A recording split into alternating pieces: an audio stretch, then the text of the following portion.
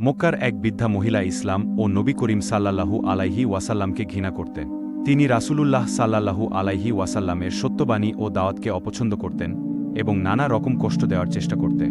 প্রতিদিন যখন নবী করিম সাল্লাল্লাহু আলাইহি ওয়াসাল্লাম রাস্তা দিয়ে হেঁটে যেতেন, তিনি তার ঘরের ছাদ থেকে রাসূলুল্লাহ সাল্লাল্লাহু আলাইহি ওয়াসাল্লাম এর ওপর ময়লা ও আবর্জনা ফেলে দিতেন। রাসূলুল্লাহ সাল্লাল্লাহু আলাইহি ওয়াসাল্লাম তার এসব অপব্যবহারে কখনো রাগ বা প্রতিশোধ নিতেন না। তিনি ধৈর্য ধারণ করতেন এবং তার প্রতি কোনো খারাপ আচরণ করতেন না।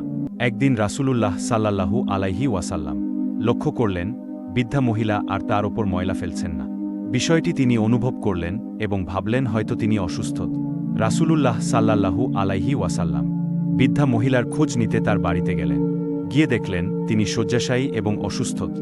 রাসূলুল্লাহ সাল্লাল্লাহু আলাইহি ওয়াসাল্লাম তার খোঁজ খবর নিলেন, শান্তভাবে কথা বললেন এবং তার সুস্থতার জন্য দোয়া করলেন।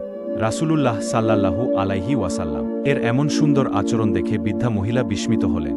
তিনি বললেন, তোমার প্রতি আমি এত খারাপ ব্যবহার করেছি, তবুও তুমি আমার খোঁজ নিতে এসেছ। তুমি নিশ্চয়ই আল্লাহর রাসূল।